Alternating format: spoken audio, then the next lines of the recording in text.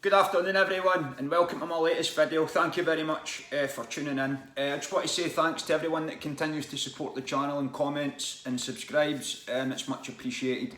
So this is my first video in just over a week, I think it is. It's difficult to try and get recording all the time like I have got the content for about 3 videos. They should be quite beneficial to people. I'll obviously explain as the video goes on. But today's video I think is probably one of the most important because it's obviously titled The UK Benefit System and the Men That Gave It Life. And I think it's very important to address this because I'd foolishly said in my first video that this benefit system that we're currently operating at the moment, I'm pretty sure the men that started it wouldn't have had this in mind. I've actually found out this week that I had no business saying that because that's just not true, and I'll go into this in the video.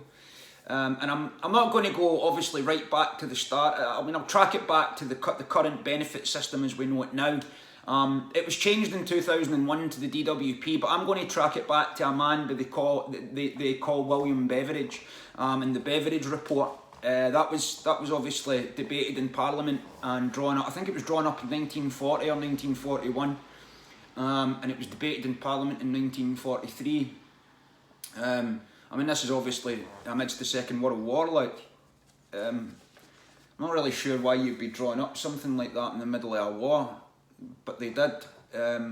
Obviously, behind the scenes, they know a lot more. They know what's going on, and you can actually track. I mean, you can track it back to the 16th century if you wanted to. Queen Elizabeth I's government, well, she encouraged her government to encourage wealthier members of society to give their wealth away to the less fortunate. I would place money on she didn't give any of her own away or encouraged any of her own family to do so. And because the royals are not like that, I don't care what anyone says about them. Yes, it's nice they encouraged other people, but when you're the queen of a country and the monarch of a country, then your resources are through the roof, and you should be the first person that's handing that out. Like I say, they passed something that's called the Poor Act in, I think it was 1562 or something like that. But William Beveridge, he's been quite instrumental in a lot of things for society. He was responsible for creating the NHS and the National Insurance contributions. There was free school meals introduced in 1906. Things like pensions started to get introduced sort of 1918 at the end of the First World War for widows. So all that type of thing, and there's loads of different dates for loads of different things that happened. Family allowance, that came at the end of the Second World War. But William Beveridge was the former director of the London School of Economics. Now that, as soon as I found that out, it was one of the first things I learned about him. That was it, that the red flag was set in straight from then on out. And like I say, I mean, he's created national insurance contributions. He thought the NHS, all that kind of stuff, that's what he wanted. I think it was all included in the Beveridge report. He was against a means-tested benefit system, which is what we've got now. He wanted a contribution-based, which is what old-style job seekers still is. And you're reading this and you're thinking, well, actually, that's actually quite good. We should be quite grateful to this man. And then the next part I read was that he was actually part of the Eugenics Society. And that was it. I thought, London School of Economics, eugenicist. It's a terrible combination, it really is. And that's not to say that everyone that goes to the London School of Economics is like that or is part of this agenda, that's in the know of this agenda and willing to advance it. That's not what I'm saying. But the prominent members of it that create these advancements in this society, they need to be watched and they need to be held accountable. Of course, we can't hold William Beveridge accountable. He died in 1963. But there's guys that came later that we can hold accountable, people like Duncan Smith, which I'll come to later in the video. Because there's some stuff we need to know about him. And that he was obviously instrumental in universal credit, but I'll come to that later on in the video.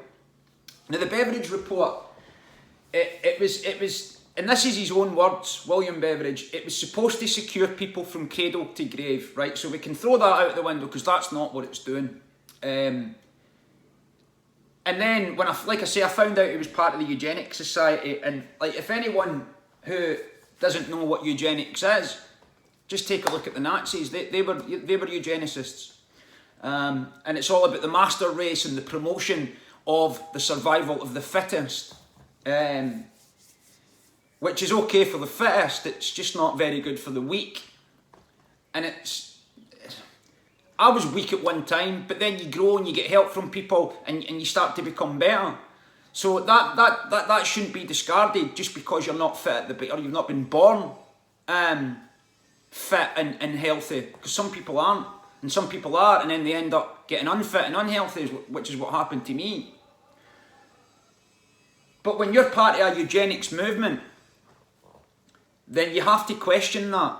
Now, the Beveridge report, it was, like I said, it was security from cradle to grave. It was applauded by all members of society, Conservative and Labour alike, the welfare, the Liberal Party as well, which was dissolved in 1980. I think William Beveridge might have been part of that, I can't remember. But it was applauded. Even the Archbishop of Canterbury said at the time that it was the first time the Christian ethic had been acted in Parliament.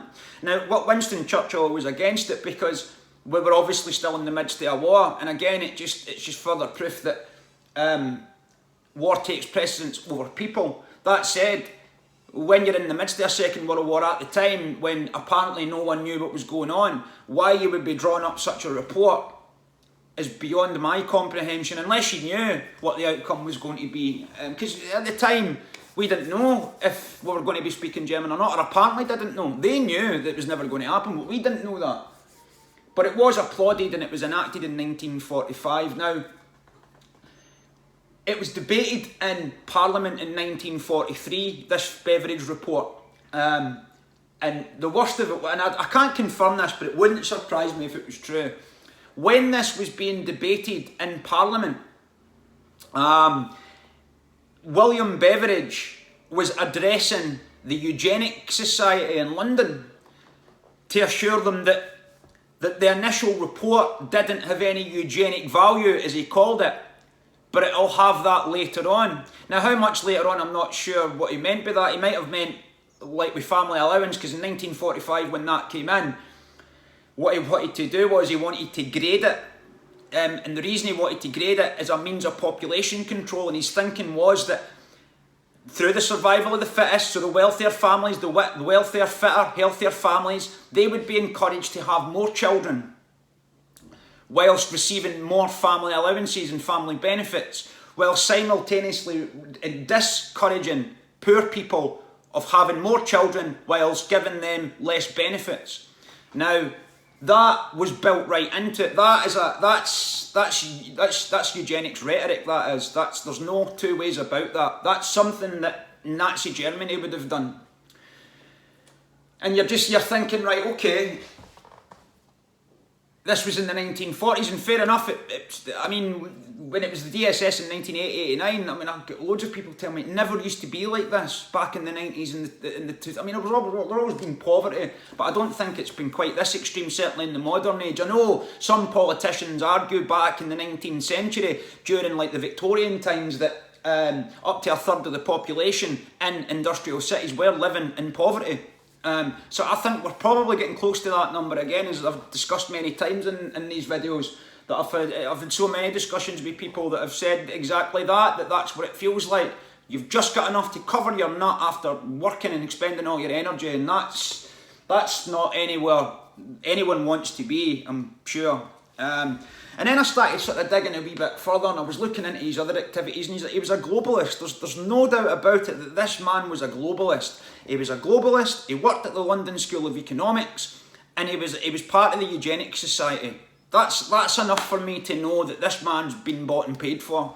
And when you look at the system now, and I'm sure a lot of you will attest to this, it's certainly got eugenic value to it now. I'm sure you'll all agree, because I certainly do, because people are dying. I'm going to come to some stats later on that I got from Universal Credit that predates 2020. This goes back to 2014, a lot of this stuff. But I'll come to that later in the video. So I started to, like I say, I looked at his other activities, and he was a globalist. And let me just get this right. He was a part of the People's World Convention along with Albert Einstein. Now, Albert Einstein, he was a globalist. Now, it could have been that the horrors of the First and the Second World War could have led him to the thinking behind this quote that the only way to govern a world population successfully and peacefully would be through a one world government. See, do you see how war moulds opinion? I don't know. I mean, Albert Einstein might have been behind the scenes knowing exactly what was going on.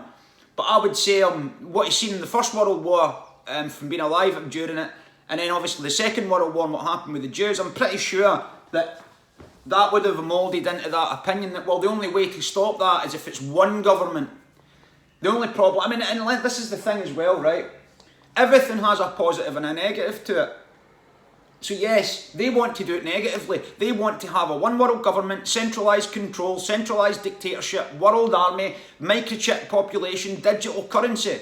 Right, that's centralised. It's a centralised society, like I've just said, centralised control, which is not good for the subjects of the society. It's only good for the people that govern it. But you can have it positively. Why can't we have a one world government where it was positive, where it's an open and free thinking society, where everyone is treated equal regardless of what their beliefs are, and that everyone is given what they need, and they contribute a small portion of their time every week to governing and maintaining their society on whichever their skills allow them to do so. That would be the positive side of it. But because of these bloody tyrants, they've got no intentions of doing that. They want it so they control everything. And anyone that's under any illusions about that now is, if you can't see that now, I'm sorry, but you're not paying attention. I'm still getting so many people coming to me and saying, oh, I don't believe what you're saying. Well, that's fine, mate. You don't have to believe it, but look around you. Just take a look. And you might actually be convinced of that later on in the video. So, he was a globalist, London economics, eugenicist. And then again, you look at the society that we've got now, and I'm pretty sure that if he'd have told the Eugenics Society at the time, when this report was being debated, then I'm pretty sure they'd be quite happy that this was going to be the outcome. Because I mean, I'll just quickly say there's a stat, after work capability assessments in 2019, people were rejected. I think there was something like 2,300 or something like that. There was 2,300 suicides or deaths, or related deaths, to the fact that they were rejected work capability assessments and told they were fit for work. And then there's another global organisation he was a part of. It was just bear with me a second here. I do apologise. Yeah, I do apologise. He was part of another global organisation, but I can't quite find it at the moment. It's just the PwC I can find. But there was another one he was part of, and just well I remember actually, when he was at the London School of Economics, I think he wanted to create a floor for eugenics, and there was a guy by the name of Lance Hogbin he was fiercely anti-eugenics, and there was a disagreement, and that was the cause of William Beveridge leaving the London School of Economics. Sorry, I should have said that earlier, I forgot about that. And I can only imagine how that conversation, or how that must have went. You want to start eugenics for survival of the fittest and basically do away with the ones that aren't in that category. You're not starting that here, mate. I don't know if that's how it went. It's pretty simple, or simplistic way of putting it, but it's more than likely what's happened, because a lot of people credit that as to why he did leave. So there was somebody that was fiercely against that, and we need more people that are fiercely against it, and thankfully people are becoming fiercely against it. Now, that then brings me to the sort of the modern age. Like I said earlier, the DSS was created in 88-89, something like that, and then it was changed again in 2001 to the Department for Work and Pensions. Now the difference is that all of these older style legacy benefits, they had a 100% withdrawal rate. So in other words, like the benefits you received, you always got 100% it regardless of what else you got. It's not like that anymore. It's means tested now. So they obviously take it into consideration as to why, or they take into consideration any money that you earn. That's everything now. Christ, I've said it before, even compensation. If you've been in a car crash and you get a bit of compensation for that, they take that into account as income now. Whereas 10 years ago, I don't even think they would have done that. So they're taking everything into account. I had a conversation on behalf of my sister the other week there, and they were talking about how, everything needs to be done bank transfer, and it's, well, hold on a second, it's not illegal to receive cash in hand, but they will be looking to make that illegal. And if I hadn't stood up for myself and known the inner workings of the system, this guy might have had his way with me, but he didn't. I got him told, look, it's not illegal, mate. It is not illegal to receive cash. I know your employers would like to make it that way, but it is not illegal. Now, Ian Duncan Smith is an utter scumbag, I'm sure you'll all agree. And honestly, see, by the time this video ends, you'll have a better understanding of just how much of a scumbag he is. He was born in Edinburgh, apparently, and he was brought up in Solihull. I think his dad was like a Royal Air Force pilot or something like that. He's married into royalty as well. I wrote it down, he's married to some bloody baron, 5th baron or somewhere's daughter or something like that. So I'll be surprised if he's not part of some family as well, because I'm pretty sure, for what I know about the families, like, they don't let outsiders in, especially male outsiders that have got no ties. So I would imagine that he will be part of that organisation or somewhere, or that family somewhere along the line. I'll be surprised if he's not, really. He was a backbencher. I mean, he was elected to Parliament in 1992. Sorry, I've taken notes of this because I didn't know that much about him before, only what he'd done with Universal Credit. And he was a backbencher for John Major. He was the former Shadow Secretary from 1998 to 2001, and then he won the 2001 Tory leadership. But lost a vote of confidence in 2003. It was only really. I mean, there was no one was interested in him even before that, because like 1980 to 2001, no one really knew who he was until Maggie Thatcher had backed him up and endorsed him and said that he was the next up and coming person in the Tory party, and that was it. It changed it all. So he was brought through, and this next bit of evidence should prove that. So he was the founder of it's like an organisation, the Centre for Social Justice. And it's like a think tank, a government think tank, and it was used to combat like addiction, gang culture, homeless issues, social issues, all that kind of thing. It was created in 2004, and it was actually labelled by David Cameron during Cameron's cabinet after 2010 that it was the most influential in the creation of universal credit. Ian Duncan Smith was he was one of the founders of this organisation, not to mention he was the Secretary of State, I think he was the Secretary of State when he brought in universal credit. I can't remember what he was, but he was in a prominent position to bring that in. Now,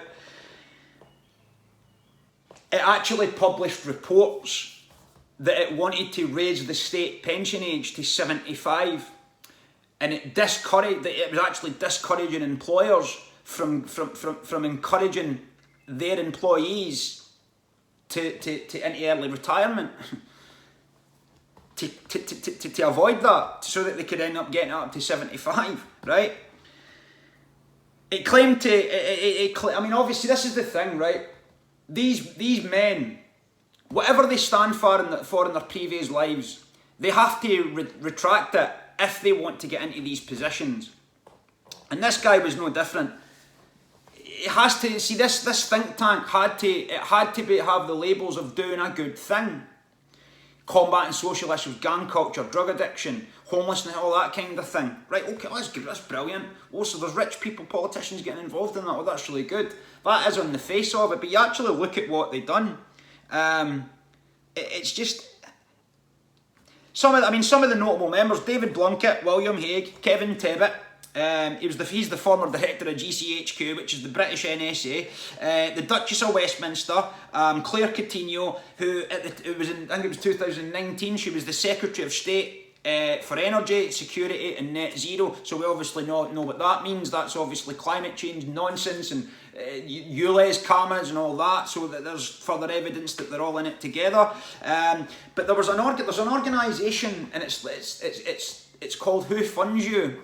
And what it does is it goes and it polices these think tanks, or it's supposed to find out where they're getting their funding from.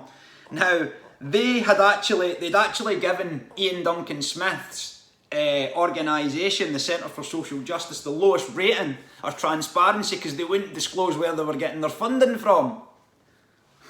It'll be these globalists, the Henry Kissingers of the day, people like that. They'll all be funding it, or probably somebody else. He's done. It's got Antifa. I forget his name. George. Oh, his name's left me. And like I said, he was regarded as an outsider until Maggie Thatcher supported him. We all know how prominent she was in the agenda. I mean, the amount of people that say that, I mean, she was pure evil, like, pure evil. She was robotic. Her eyes were dead, man. Oh, honestly, I absolutely despise the woman, like, and it just shows you when people, when she died, were standing up shedding tears. Well, I didn't shed any tears, like, tears of laughter, maybe because she was an utter scumbag and she didn't like Scottish people, so that's my reasoning for it. And then when he won the leadership in 2001, or the Tory leadership, it was actually on, I think it was in September the 11th. It was, we all know what happened then. It was due to be announced.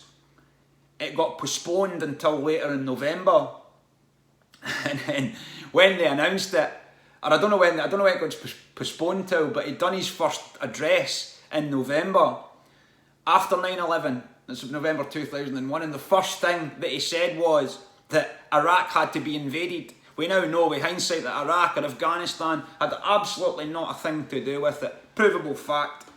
And it's, I mean, I've often thought about doing a video on 9/11, it's just so long ago, but it is the trigger that brought us here. I mean, if you need the evidence of that, read David Icke's book, The Trigger. It's brilliant, it's like 2 books in one, and it is absolutely amazing. If you're interested in 9/11 like that, and if you're wondering or sceptical or anything, that book will clear it up.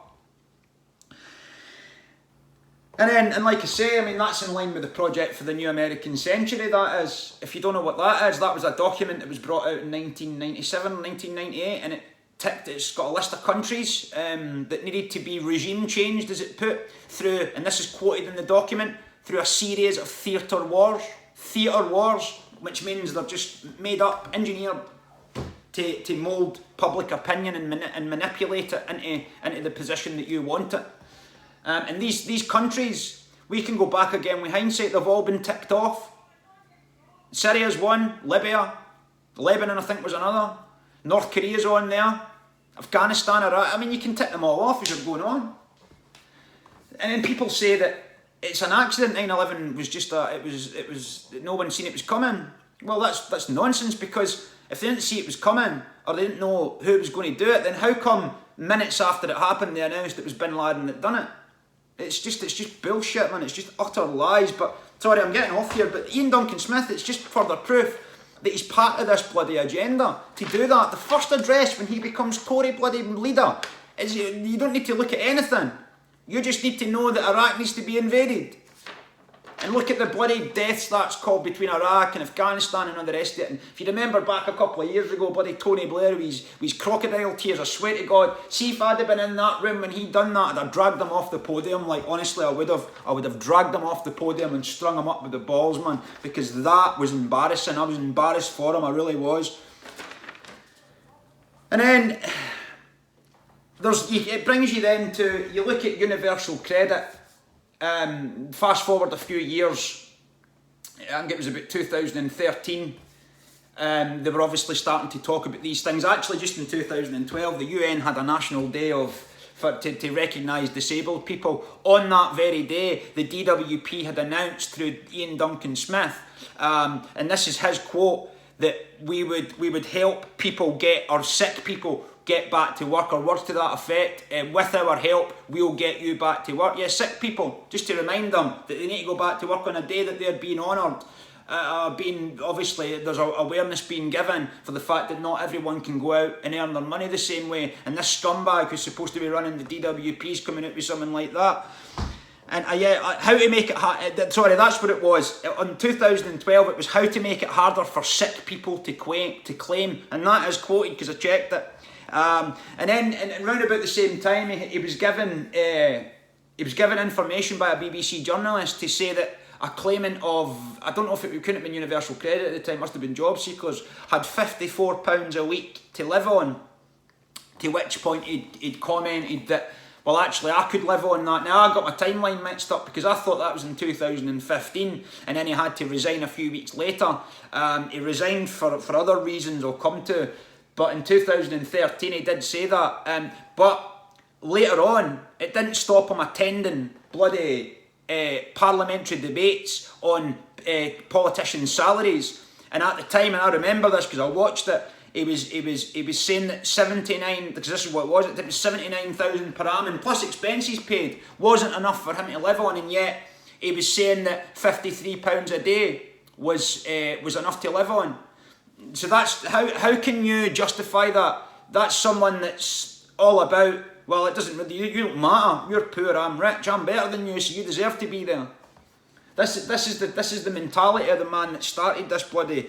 And I mean, there's been many charities that have criticised him that under his leadership, that child poverty went through the roof under his leadership. It really did. And this is what he did. Listen to this as well. He gave the DWP staff more powers to conduct benefit eligibility tests and to strip benefits from claimants with serious but time-limited health conditions. In other words, if you had a serious health condition but there was a time limit on when that would end, he was trying to strip the benefits from them even quicker, but he was advised by Parliament that it would be illegal, which is exactly what it would be. And this man needs to be in jail, like. Yeah, the Trussell Trust and Oxfam criticised, saying that there's serious food banks, the increase in food banks have went up since he took over, like the DWP. There's absolutely no doubt about it. It was obviously it was criticised as well by the UK Stats Authority for breaching the code of practice for official stats. I don't think we need to delve too far into what that means. He's obviously not being very transparent with his stats with regards to his think tanks or DWP or whatever the case may be. I didn't really look into it, but it was enough to know. It doesn't matter what stats you're holding them for a reason, because you don't want people to know the bloody truth. I mean, he encouraged people to work for longer by making it illegal for companies to force staff to give up work at 65, thus pushing up the state pension age. I mean, this guy will have been paid to do this, like. He'll have been paid to do this. He wanted benefit claimants with a part-time income below a certain threshold to take up more work. The reason for reaching such a threshold. Here it is here. UN Initial Disability Day. The DWP announced in 2012 that they would be forced to look for work for disabled people who receive benefits in order to improve disabled people's chance of getting back into work. I mean, that is absolutely unbelievable. On the day that you're raising awareness that people that have got disabilities can't go to work, he's announcing something like that.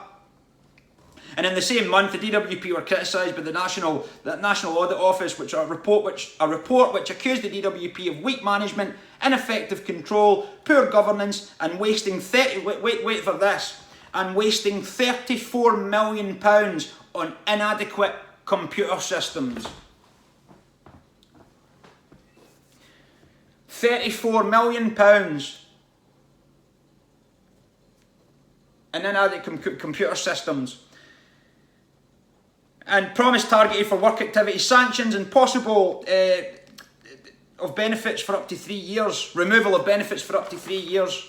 And this guy's a tyrant, man. He's a modern day Nazi. There's no doubt about it. And this next part should prove that as well. So there was, in May 2014, it was reported that they were employing debt collectors to chase up deductions. To retrieve overpayments that were, I mean, this is quoted. This has already been up to court for these deductions that were purely down to flaws in the calculations made by the HMRC, and we all know about that now thanks to these videos. And then he created this work programme as well, and this is why there was somebody called R. Riley versus Secretary of State. It was somebody that had taken him to court because she was forced into a work programme that actually was deemed to be illegal, because she was being told by her work coach that unless she tended this work programme, she wouldn't be able to receive her bloody benefits. She then took it to court and she won it. And according to that, the forced work programme saved £134 million in benefits. So you think about that, right? Think of the 34 million on inadequate computer systems, 134 million through the work programme, the deductions, advances that you need to pay back at the start, which charities have said is pushing people into bloody poverty. Because they're having to wait 6 weeks for the first payment, but they can borrow an advance to get through. That's saving the government even more money. Why do we need to borrow our first payment and pay it back? Because it's all about saving money and pushing people further into bloody poverty. That's why. And listen to this as well. This is another thing that I didn't know about. Duncan, he was criticised after the DWP admitted publishing fake testimonies of claimants enjoying their benefit cuts. So they were publishing fake testimonies of people who said they enjoyed this type of thing. That, my dear friends, is straight from the pages of Joseph Goebbels' book of propaganda. It's no different to what the Nazis done, and you can actually watch documentaries on this and it'll blow your mind to watch it now. Just quickly, what they done was they got the filmmakers in and they would film Jewish people. They would have them in fancy restaurants, and then they would it'd be like a caste system. The rich, and then they'd be in fancy restaurants, and then but the next level of that, who were the workers.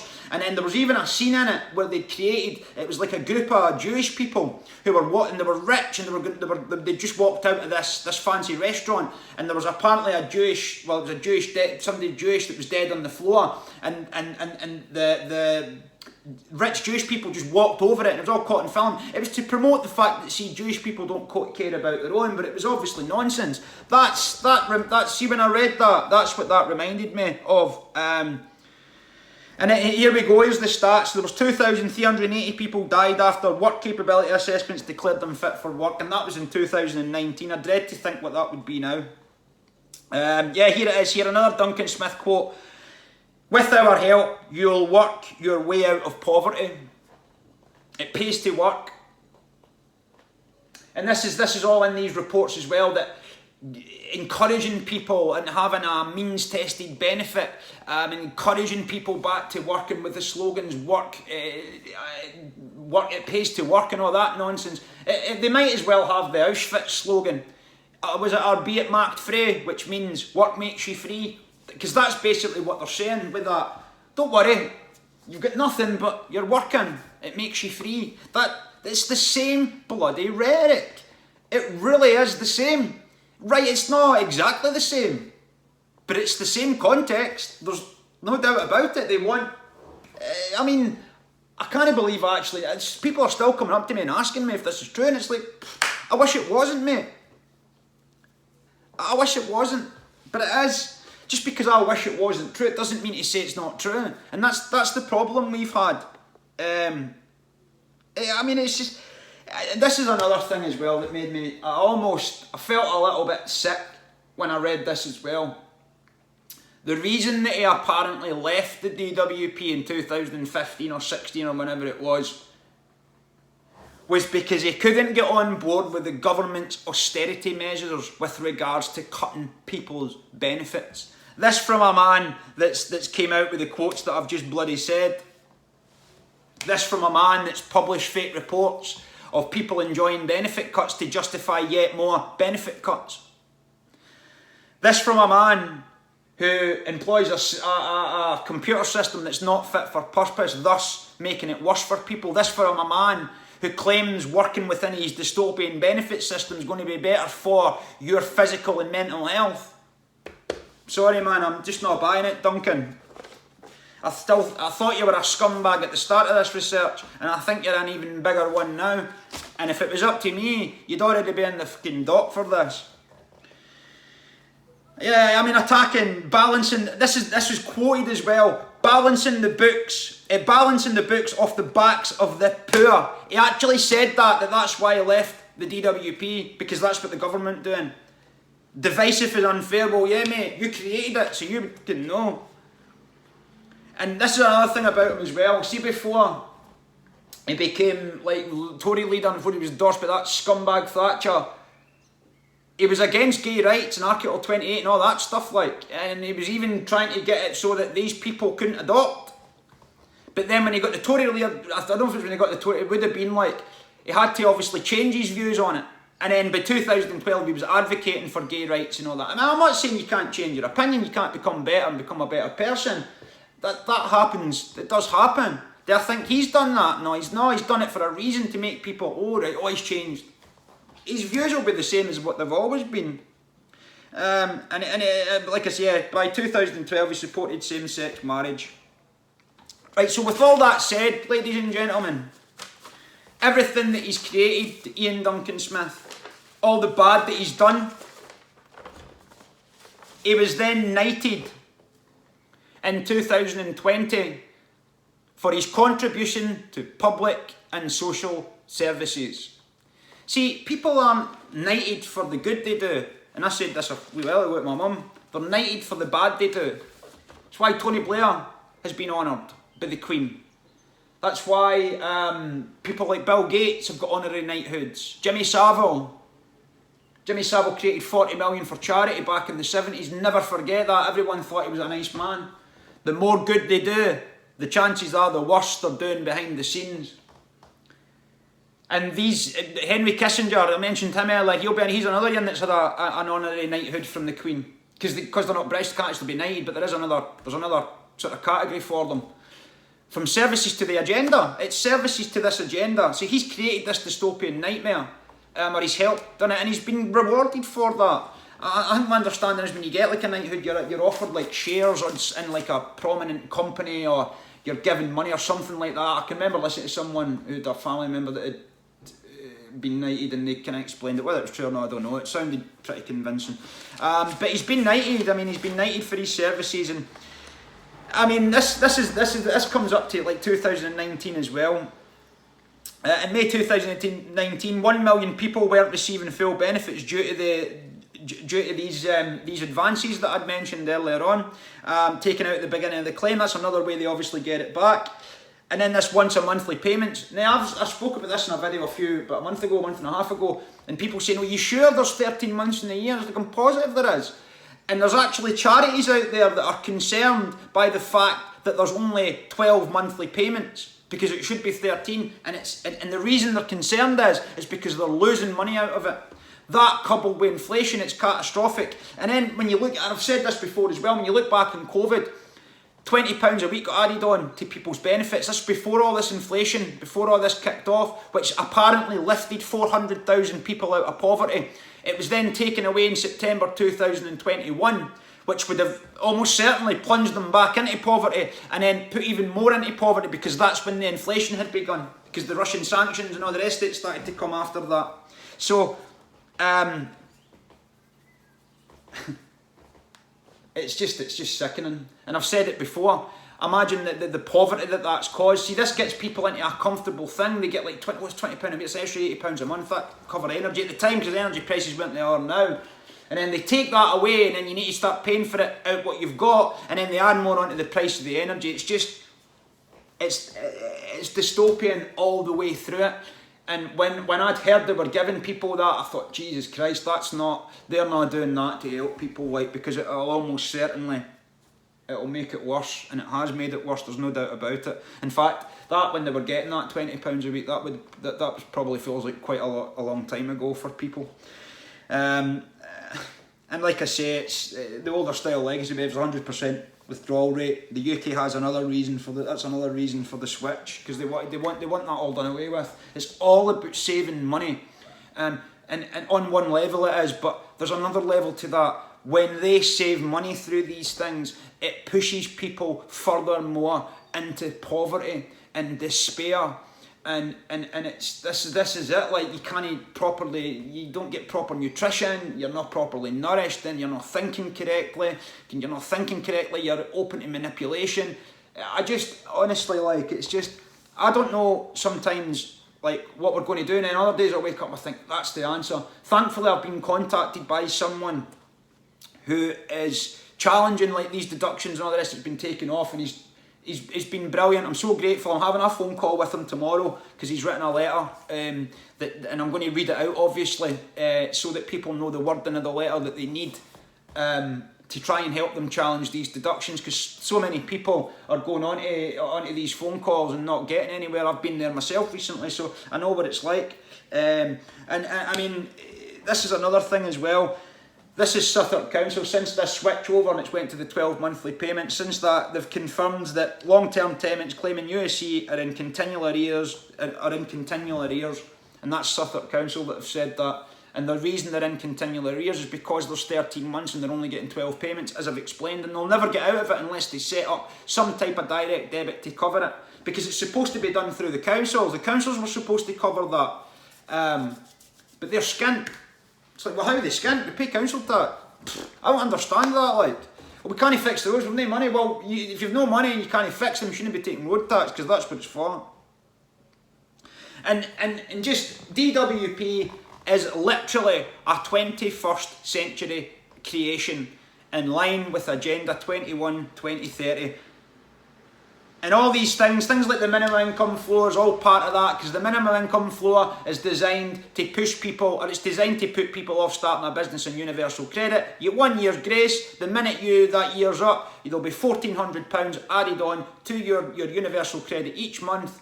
And that means that because of that, you don't get any universal credit payments other than any child benefit that you might receive.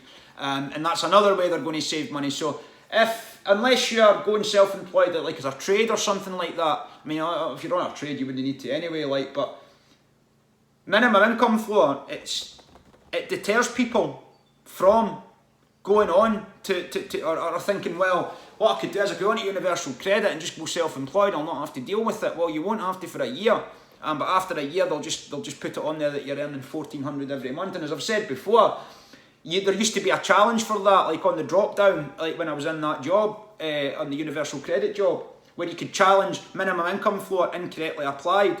But 4 months before I left, they'd taken it off, so they were obviously not challenging that anymore. So they're just bloody plain, they're just making up these bloody rules as they go along. And sorry, here's another stat. Resolution Foundation confirmed that 3/4 of families in UC would be worse off compared to the previous temporary £20 a week. So that was a stat that 3/4 of families in universal credit were actually worse off after removing that £20 a week. Deep breath. And people keep asking what we're going to do, and I'll be honest, up to this point it's difficult, like, because I've got people contacting me all the time, and I wish I could help them, but so many people think that because they've contacted you that you're magically you've got a wand and you'll wave it and it'll fix all their problems. It's just not true. I wish it was. Fixing our problems takes responsibility, of course, and I'm more than happy to advise people. It's just that when I've not got access to systems, I can't look at it.